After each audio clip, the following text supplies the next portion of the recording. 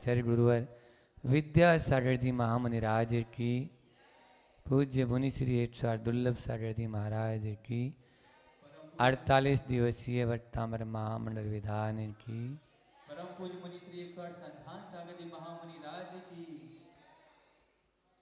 अब वो 48 दिवसीय इसलिए है कि चल ही रहा है, तो जब से आप 48 दिन गिन लो तब से 48 मान लेना। इसलिए हमारे तो 48 तो हो ही गए हैं काव्य पूरे, लेकिन विधान वाले नहीं मान रहे हैं तो अच्छी बात है ना। इधर उधर की बातें करने से तो बढ़िया है, कम से कम प्रभु का नाम स्मरण हो जाता है और आदिनाथ भगवान के चरणों में बैठकर हम यह आराधना संपन्न कर रहे हैं। साथ ही आप देख रहे हैं कि प्रतिदिन नए नए लोग आकर उस विधान में भी सम्मिलित हो जाते हैं। मध्याह्न की यह बेला मूठ माटी का स्वाध्याय यहाँ प्रतिदिन अपन लोग कर रहे हैं, और इस मूठ माटी में भले नाम इसका मूठ माटी है, लेकिन माटी भी ऐसी बोल रही है, जवाब ऐसा देती है जो सामने वाला चुप बैठ जाता है। ऐसे ऐसे जवाब जब कुंभकार उन मोतियों को भरकर दे देता है राजकोष में कि ले जाओ, ये मेरी ओर से भेंट, वो भी सम्मान सहित, तो राजा संतुष्ट होकर चला जाता है। और उसके बाद में उस माटी का सम्मान एक नहीं अनेकों लोग करते हैं, चाहे संत हो, चाहे भगवंत हो, और चाहे वो ऋषि हो, मुनि हो, श्रावक हो, त्रियंच हो, पेड़ पौधे हों, पशु पक्षी हों, सब सम्मान किए उसकी महिमा का गान कर रहे हैं। आगे क्या होता है, चलते हैं गुरु जी के चरणों में। 223। अरे ये कौन सी परिणति उल्टी सी, सागर की गर्लिम रीति है और चिढ़ती जा रही है। धरती की बढ़ती कीर्ति को देखकर हे सके अदेकस भाव है यह बेशक। बाजू वाले चौके में आहार हो जाए और अपने यहाँ उसमें 2 बार आ गए और अपने यहाँ 1 बार भी नहीं आए, 4-5 दिन से खाली जा रहा है, तो फिर कैसा लगता है। उसी को बोलते हैं अदेखस भाव। क्या बोला यहाँ पर, अदेखस भाव, जो दूसरे का देखा नहीं जाए, फूटी आंख में नहीं स्वार। आप तो अब महाराज जी गौण हैं, अब तो वो पहले है, कौन, वो चौके वाला जरूर महाराज जी के आगे पीछे इसीलिए घूमता है। हाँ, इसीलिए बुलाया वहाँ से, सब समझ में आ रही है, ये सब राजनीति है इसके अंदर में। ये मन में थोड़ी देर के लिए आ जाते हैं, फिर बाद में तो भले ही आप लोग भी सोच लेते हो नहीं नहीं महाराज जी को क्या, महाराज जी तो कहीं। एक अम्मा आई थी, वो तो शाम तक बोले अभी भी महाराज जी वो हमें मन शांति नहीं हो रहा, हम क्या करें बताओ। अशांत मन को शांत करने के लिए ये पंक्तियां पढ़ो कि अपन को हमेशा दूसरे को। वहाँ पर आया आचार्य रविसेन आचार्य ने पद्म पुराण में भी वहाँ पर दिया है कि इसको नाम बहुत अच्छा दिया था, ज्वलेसी जो होती है ना, जलन कुड़न, तो इसको ही अदेठपना, यही है अदेठस, ये वहीं से आया। अदेठपना भाव, अदेठपना मतलब हाँ ईर्ष्या होती है ना, ईर्ष्या, तो वो भी। अब वो क्या करें, और कई बार हो जाता है ऐसा, गुरु जी के आहार कोई चौके में पहले ही दिन हो जाए आचार्य श्री जी के, और किसी के यहाँ मान लीजिए जिसको जाना है जरूरी है और कह भी रहा है बार बार, लेकिन नहीं हो पा रहे हैं, 1 महीना हो गया है, फिर देखो क्या होता है। होता ही है, जब आचार्य श्री जी को ही नहीं छोड़ते आप लोग, तो छोटे मोटे महाराज जी को क्या छोड़ोगे। हाँ, अरे ये कौन सी परिणति, तो तो वो सागर जो था खारा है, लेकिन उसमें मिठास तो वैसे भी नहीं है, अंदर जरूर है रत्न। वो सागर धरती को कोसता है और धरती की जो कीर्ति चारों ओर फैल रही है उसको वो नहीं देखी जा रही उसकी। और वैसे भी स्त्री है धरती और सागर पुरुष है, तो ये भी एक लफड़ा और है।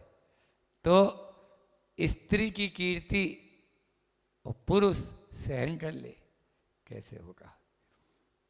कुंभ को मिटाकर मिट्टी में मिला गुलाकर, मिट्टी को बहाने हेतु प्रशिक्षिता हुई प्रेसिता थी, जो पर पक्ष की पूजा कर मुक्ता की वर्षा करती, धरती के यश को और बढ़ाती हुई लजीली सी लौटती, बदलियों को देख सागर का क्षोभ पल भर में चरम सीमा को छूने लगा।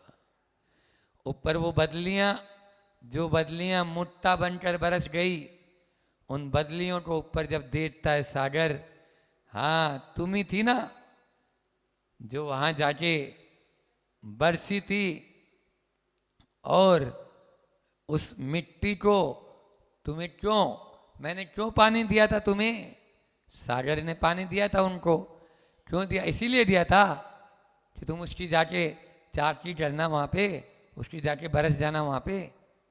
इस प्रकार की वो उलाहना क्षोभ को प्राप्त हो गया, मन क्षुपित हो गया उसका। सागर का क्षोभ पल भर में चरम सीमा ऊपर तक पहुंच ही जाता है। ये तो थर्मामीटर है, थर्मामीटर में आप पारा देखते हो ना कैसे चढ़ता है, बस हाँ बस थोड़ा सा नट को ढीला कर दो तो सुर्र नीचे आ जाएगा वो अपने आप ही। लेकिन हम लोग तो उसका बटन कस के रखते हैं। लोचन लोहित हुए उसके, लोहित यानी लाल, लाल लाल आंखें हो गई, भ्रकुटियां तन गई, बिल्कुल गंभीरता भीरुता में बदलती है। डरता वही है जो दूसरे को डराने की कोशिश करता है। अभी उसकी गंभीरता थी, अब वो भीरुता में बदल गई क्योंकि उसको डराना चाह रहा है। कौन को? बदलियों को।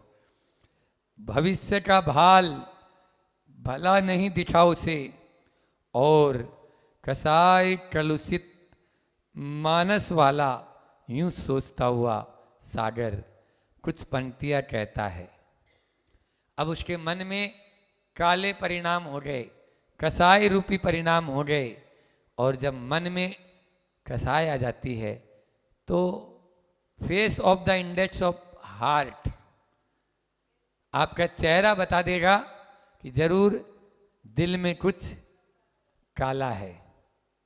वो ऊपर से समझ में आई, आप ही लोगों को समझ में आ जाता है क्या बात है आज महाराज जी, कुछ आज आपको आज स्वास्थ्य ठीक नहीं है क्या, आप लोग बोल ही देते हैं। हाँ वही बॉडी लैंग्वेज। तो वो कसाई से कलुषित होता हुआ सागर कह रहा है, क्या कह रहा है सुन लो उसकी भी। स्वस्त्री हो या पर स्त्री, अपनी पत्नी हो या दूसरे की, स्वस्त्री हो या पर स्त्री, स्त्री जाति का यही स्वभाव है कि किसी पक्ष से चिपकी नहीं रहती, वह चिपकी नहीं रहती। अन्यथा मातृभूमि मातृपक्ष को त्याग पत्र देना खेल है क्या। मातृभूमि जहां जन्म लिया था वहां वह मरती नहीं, जहां जन्म लिया था वहां वह मरती नहीं, क्योंकि मरना तो अन्यत्र है, या तो पति के कुल में या गुरु के कुल में। यदि सन्यास मार्ग को स्वीकार करती है तो गुरुकुल चली जाती है, और यदि ब्याह हो जाता है तो दूसरे पति के कुल को अंगीकार कर लेती है। इसलिए त्याग पत्र देना खेल है क्या? अच्छे अच्छे नहीं दे सकते। एक संस्मरण याद आ गया, सुना देते हैं कि रेवती रेंज में थे, बहुत अच्छा संस्मरण है। रेवती रेंज में 25 जून का 25 जुलाई का वह दिन, जून नहीं जुलाई, जून, 25 जून का वह दिन जिस दिन आचार्य श्री जी का दीक्षा दिवस था, तिथि के अनुसार भव्यता के साथ में मनाया और पूरे उस कैंपस को दुल्हन की तरह सजाया। खूब गुब्बारे और ये और वो, जैसे आप लोग लटकाई देते हो। तो वहाँ पर भी लॉकडाउन होने के बाद में भी सब अंदर में लगभग 50-60 चौके लगते थे उस समय।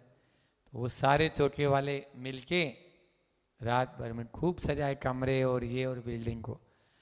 और दूसरे दिन प्रवचन हुआ, एक नहीं दो नहीं, लगभग 7-8 महाराज जी बोले आचार्य श्री जी चर्च में अपना लेटे हैं। और उसी कैंपस में अंदर ही ऐसे पैसेज था उसमें, अब तो वो बिल्डिंग ही अलग हो गई। 26 जून का वो दिन प्रातःकाल आचार्य भक्ति हुई।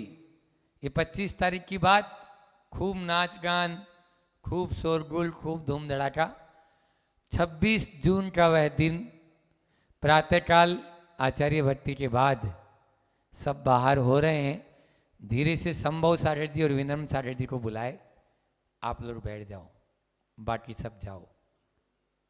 गुरुजी ने हॉल में, और जहाँ आचार्य भक्ति हुई थी वहीं बैठे थे। आचार्य श्री जी तो अपने सिंहासन पे बैठे थे, वो दोनों बैठ गए।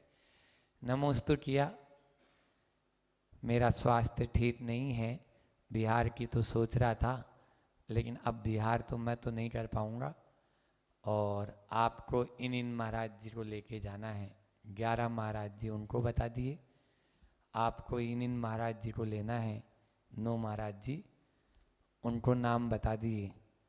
और आज ही आहार के बाद बिहार करना है। 32 में से 20 महाराज जी का लिस्ट तुरंत, जो पहले दिन पूरी बिल्डिंग खुशियां मनाई थी, अब दूसरे दिन प्रातःकाल पूरे रंग में भंग हो गया। सब रोना गाना शुरू। आचार्य श्री जी भी टाइम नहीं देते हैं, आज जाना है। वो तो बड़ी मुश्किल से एक दिन भोपाल वाले आ गए थे। भोपाल जब चातुर्मास के लिए, उस समय फिर वहाँ हुआ, वो एक क्षेत्र है ना संभव सागर जी का, हाँ, तो वहाँ पर चातुर्मास के लिए जाना था। तो फिर 27 को बिहार हुआ, 26 को, वो भी एक दिन बड़ी मुश्किल से माने। लेकिन वो 2 दिन कैसे निकले वो भगवान जानता है। कि एक भी महाराज जी के पेट में रोटी जाने की भावना नहीं। चौके में भी जा रहे हैं तो सब रो रहे हैं, सब महाराज जी की आंखों में पानी है। कुछ तो चौके में फूट फूट के ही, हमारे दोनों अनुज थे, उनका नाम भी उसमें था। तो बस बहुत सारा उसमें खेल हुआ। तो मैं ये बोल रहा था कि दूसरे दिन इरियापत भक्ति में यही बातें आचार्य श्री जी ने बताई, जो आज यहाँ मिल गई। मूट माटी मतलब उन्होंने 20 साल पहले, उस समय 25 साल पहले ही लिख दिया था, 35 साल पहले, कि आप लोग पुरुष होके रो रहे हो। जब इरियापत में सबकी आंखों में पानी था तो आचार्य श्री जी देख के बोलते हैं, तुम लोग पुरुष होके रो रहे हो, अरे उस कन्या से भी गए बीते हो क्या, जो 20-22 साल की बड़ी होती है अपने घर में, और जब जाने की बेला आती है तो बाजे गाजे के साथ जाती है। तुम लोग की तरह ऐसे रोती नहीं है। और फिर बोले तीर्थंकर को भी मोक्ष की प्राप्ति तभी हुई जब समौ शरण रूपी लक्ष्मी का त्याग कर दिया। जब तक मैं इस समौ शरण को छोड़ूंगा नहीं, तब तक क्या तुम लोगों से अपेक्षा कर सकता हूं? क्या इतना सा भी मेरा साथ नहीं दे सकते हो? बोलो। ये गजब की वो सभा थी और हर कोई रो रहा था, लेकिन बस गुरुजी जो थे, शंभो सागर जी भी रोते रोते बोले, पढ़ के मैंने क्या बोला था सुनाओ तुम, आज के 2 साल पहले तुमसे, बता दो सबको आज। फिर वो बोले कि हाँ, आचार्य श्री जी ने मुझे अकेले में कई बार बोला कि अब मुझे ऐसा ऐसा करना है। ये आचार्य श्री जी का आज का निर्णय नहीं है, ये मुझे कई बार वो कह चुके थे, इसलिए अब अपन लोगों को फिर बस वही शुरू हो तो कौन बोलेगा। इस प्रकार से गजब की मीटिंगें हुई थी उस समय। और जब सब आचार्य श्री जी को परेशान या उनको कि आचार्य श्री जी हम रह जाएं आपके पास में, ऐसा कर लें, बस इतना ही पुण्य था उस समय हम थे। बाद में फिर पुण्य कमज़ोर हुआ तो हमें भी उठा के फिर बाहर कर दिया गया। तो इस प्रकार से कोई नहीं बचा। अब वो प्रसाद सागर जी और उन चारों का पुण्य थे। जे एलच जी, सिद्धांत सागर जी, देखो कहाँ से कहाँ पहुँच गए। तो ऐसा होता है अपना आप ही।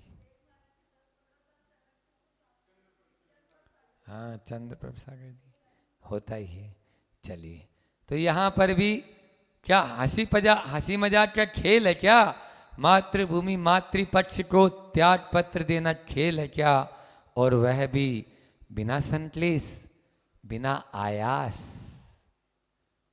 कोई भी उसके लिए वो आयास नहीं करती, उसके लिए कोई प्रतिकार नहीं करना है, उसके लिए कोई बहुत फावड़ा नहीं उठाना है। उसके लिए तो यही है, पिता ने और माता ने कहा बेटी अब तेरा घर वो होगा, ये तेरा घर नहीं है। डोली उठेगी तो यहाँ से, लेकिन डोला उठेगा तो वहाँ से। इस घर में अब तेरे लिए कोई भी स्थान नहीं है, छोड़कर चली जाती है। यह पुरुष समाज के लिए टेढ़ी खीर ही नहीं, त्रिकाल असंभव कार्य है। टेढ़ी खीर ही नहीं, त्रिकाल असंभव। टेढ़ी खीर जानते हो क्या होता है?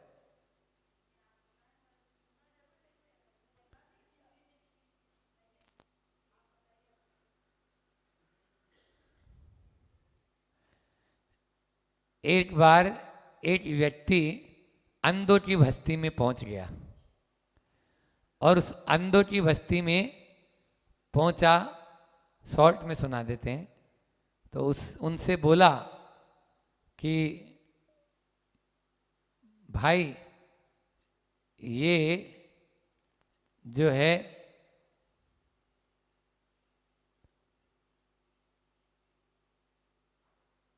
खीर खा लो, बहुत स्वादिष्ट होती है, मैं खीर बनाता हूँ। भैया खाएंगे तो बाद में, पहले बताओ खीर कैसी होती है?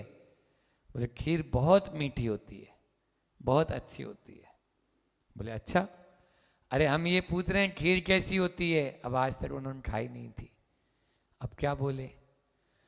बोले आप लोगों ने बगुला देखा, हालांकि वो तो अब अंधे थे, तो बगुला देखा, बगुला भी उन्होंने नहीं देखा। तो हाँ, नहीं, बगुला देखा तो बोले बगुला नहीं देखा। तो बोले बगुला ऐसा होता है। उसने क्या किया, ऐसे हाथ बना लिया और हाथ बना के बताया कि देखो ऐसा बगुला होता है। बस उन्होंने हाथ के स्पर्श से जाना, अंधे तो थे ही, हाथ का स्पर्श करके देखा, समझ में आ गई खीर ऐसी टेढ़ी होती है जैसी बगुला होता है। तब से प्रचलन में आ गया ये मुहावरा, टेढ़ी खीर। त्रिकाल असंभव कार्य, इसलिए भूल कर भी कुल परंपरा संस्कृति का सूत्रधार स्त्री को नहीं बनाना चाहिए। इसलिए भूल कर भी कुल परंपरा संस्कृति का सूत्रधार, ये कौन बोल रहा है? कौन बोल रहा है? बोलो तो। आचार्य श्री जी की बात पर विश्वास हो। स्त्री को नहीं बनाना चाहिए। और अभी तो और गोपनीय कार्य के विषय में विचार विमर्श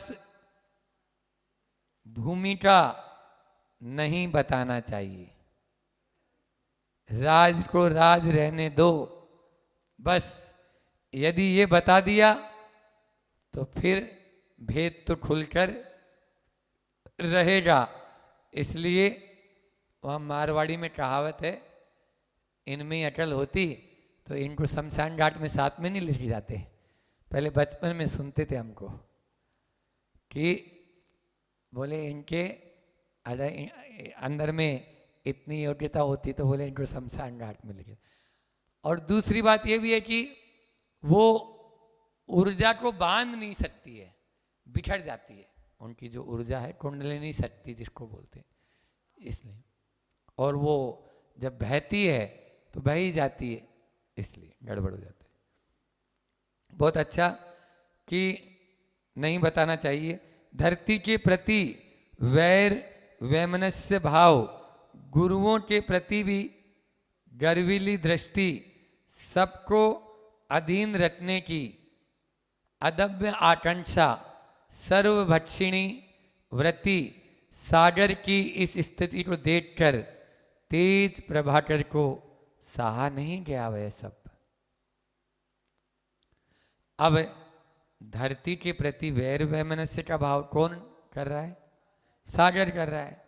और गुरुओं के प्रति भी गर्वीली दृष्टि। अब गुरु मतलब बड़ा, धरती इतनी बड़ी विशाल धरती होती है, तो यहाँ पर जो सबको स्थान दे रखी है, ऐसी उसके प्रति भी गर्वीली घमंड आ रहा है। कौन को?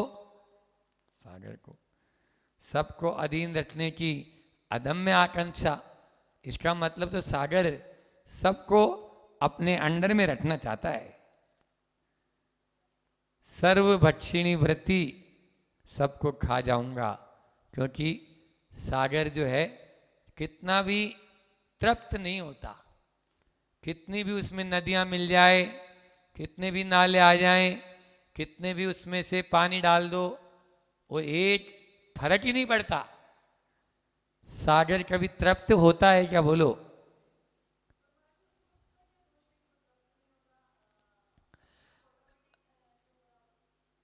सर्वभक्षिणी वृत्ति है ना उसकी, जैसे आप लोगों की है, आने दो बस वही। अब आने दो में ही गाड़ी जाके भिड़ जाती है। कल रात में एक सुना तो रहे थे, आने दो वो सागर की इस स्थिति को देखकर तेज प्रभाकर को सहा नहीं गया ये सब। अब जो सूर्य है उसको सहन नहीं हुआ, अतः रवि ने सागर तल के रहवासी तेज तत्व को सूचित किया, गूढ़ संकेतों के से सचेत किया। जो प्रभाकर से ही शासित था, जातीयता का साम्य भी था, जिसमें परिणाम स्वरूप तुरंत बड़वानल भयंकर रूप ले खोल उठा और हे क्षार के पारावार सागर, तुझे पी डालने में एक पल भी पर्याप्त है मुझे, यूं बोल उठा। कौन? बड़वानल। बड़वानल हो गई आग। अनल का मतलब आग, अनिल का मतलब हवा। समझ में आया? तो वह आग, 5 तरह की आग मैंने बताई थी, फिर से रिपीट कर लो। हाँ, दावानल, बड़वानल, जठरानल, कसायानल या क्रोधानल, कामानल और इन चारों को समाप्त करने के लिए तपाग्नि, तपानल, तप की अग्नि में तपो तो ये सब वशीभूत हो जाएंगे। तो यहाँ पर आचार्य श्री जी कह रहे हैं समुद्र की आग को बड़वानल कहते हैं और जंगल की आग को दावानल कहते हैं। बस ऊपर वाले सूरज ने नीचे वाले सूरज से बात की, जो समुद्र में रहता है उससे बात की। समुद्र में लावा, अग्नि, नीचे समुद्र पानी है ना, उसके नीचे लावा रहता है, उससे बोला उफन जा, और बस जैसे ही वो उफनेगा तो पूरा का पूरा सागर उसमें पता ही नहीं चलता। भुज में देखो क्या हुआ था, भूकंप जब आता है तो क्या होता है, तहलका मच जाता है, तहलका नहीं सब तहस नहस हो जाता है। सौ मंजिल की भी बिल्डिंग यदि हो तो अता पता नहीं लगता कहाँ गई कोई पता नहीं। इसलिए करना है सो कर लो, बाकी तो न जाने कब क्या होगा, किस समय कुछ भी हो सकता है। तो यहाँ पर भी आचार्य भगवान ने बहुत अच्छी बात कही कि सागर तल के अंदर जो रह रहा है अपना ही भाई तेज तत्व, तेज यानी होता है अग्नि, उस अग्नि तत्व को, लावा को सूचित किया कि गूढ़ संकेतों से सचेत किया, जो प्रभाकर से ही शासित था। प्रभाकर से ही तो वो ले लेके अंदर में ढेर हुआ है, वहाँ कहाँ से आया। तो इस प्रकार से अग्नि कहीं से भी आओ सूरज के माध्यम से ही तो आएगी, और सूरज के माध्यम से वो, जैसे मान लीजिए कोई चीज़ गर्म हो रही है, अभी पसीना आ रहा है, अब भले ही हम छाया में बैठे हैं लेकिन पसीना काय से आ रहा है, बाहर सूरज इतना तेज है, यदि वो डाउन हो जाए तो अभी तुरंत ठंडा हो जाएगा। ऐसा कोई भी चीज़ गर्म है, आप किसी को छुओ तो गर्म क्यों हुई, उस सूरज के द्वारा वो शासित है। रोड गर्म कैसे हुई, सर्दी में आप बिल्कुल कोई चीज़ को छू के देखो, आप बता तो दो, पाटे पे बैठते हैं तो बैठ नहीं सकते, और गर्मी में वो गर्म हो जाता है बिल्कुल, लपेट चलती है, तब लू लपेट होती है तब। तो वह प्रभाकर से ही शासित था। जातीयता का साम्य भी था, जाति भी एक है, वो भी अग्नि तत्व है और ये भी अग्नि तत्व, दोनों एक जाति के हैं, जिसमें परिणाम स्वरूप तुरंत बड़वानल भयंकर रूप ले खोल उठा। बस उसने टेलीफोन लगा दिया, हेलो हाँ उपंजा, बस तैयारी बैठा था वो तो। क्यों? क्योंकि उसे भी बदला लेना था धरती से अपने मित्र के लिए। हे क्षार के पारावार सागर, तुझे पी डालने में एक पल भी पर्याप्त है मुझे, यूं बोल उठा वो दावानल, यूं बोल उठा वो दावानल। इतना ही रखते हैं, समय आपका पूर्ण हो चुका है। जावाणी के ज्ञान ते सूझे लोटा लोट, सोवाणी मस्तक नमु सदा देत हूँ डोट।